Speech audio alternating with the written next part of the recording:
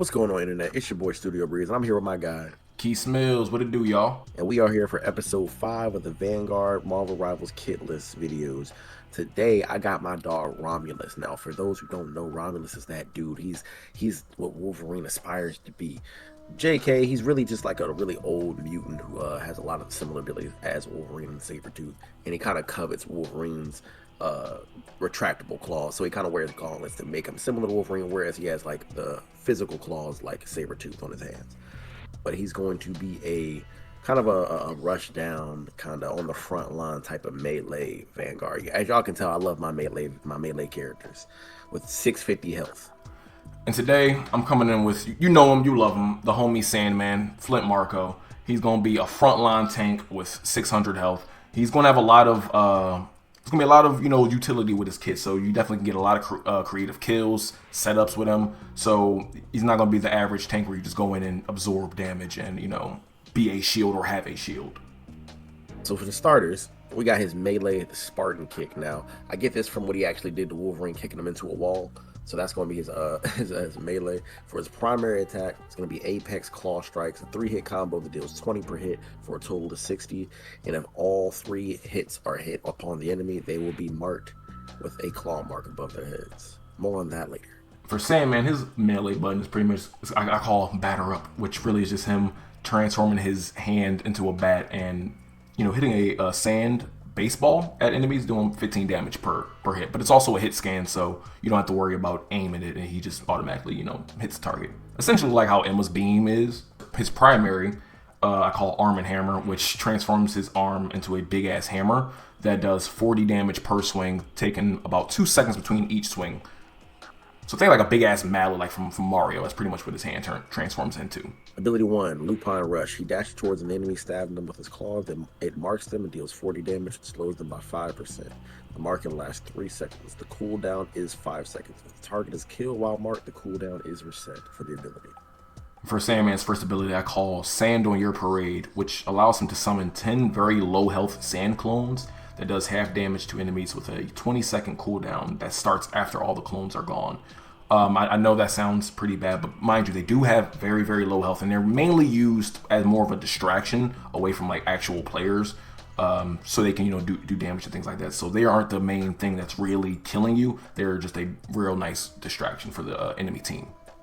For his ability 2, we got Lupine Stomp.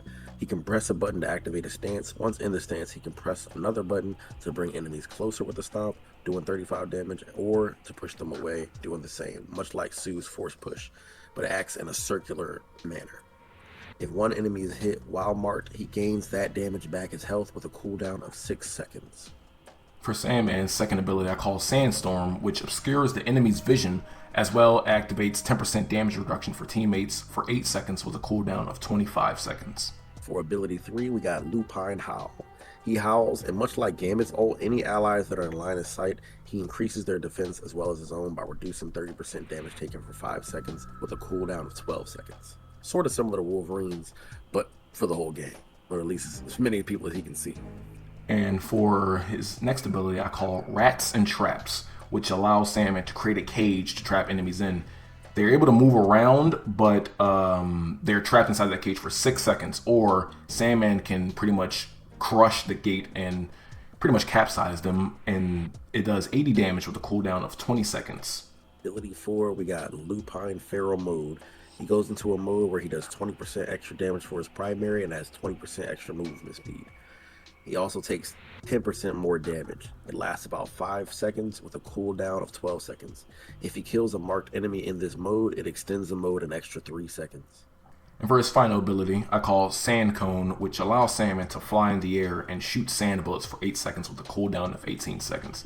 Like, it's not like him flying like wings, like Adam does. More so his legs turn into like a little cyclone, and that's kind of how he flies around. Just for context. For passives, we have any enemy that is marked can be seen up to 30 meters away through walls, but he can only have one enemy marked at a time. And as I said before, whenever enemy is marked, they are slowed by 8%.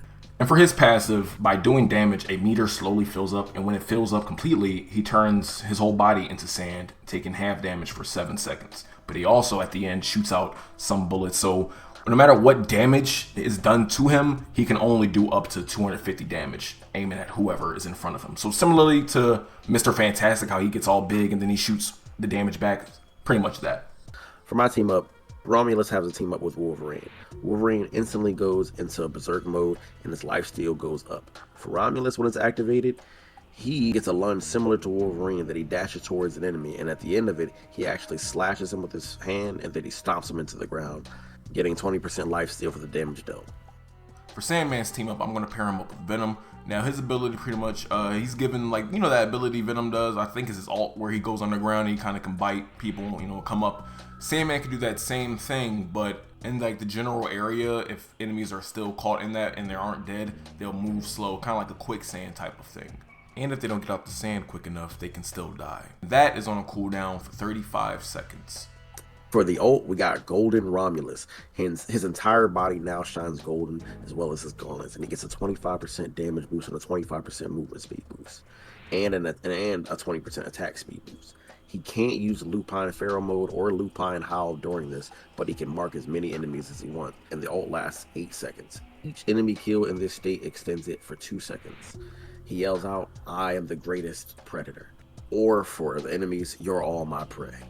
And for Sandman's ultimate, I like to call Sensano. Shoutouts to Itachi. Which pretty much transforms Sandman to a towering giant floating across the map like Jeff, being able to do 6 large slams into the ground, doing 50 damage with each slam. And I must say, I know you probably perked your ears up, everyone. He does not move as fast as Jeff. He just kind of glides around the map without legs. I really had to get that out because I can see the comments now. And at the end, Sandman splits out a large ball that's holding Flint Marco in it. When that ball drops, it does an additional 40 damage to anyone hit by it, allowing him to immediately combo out of the ult.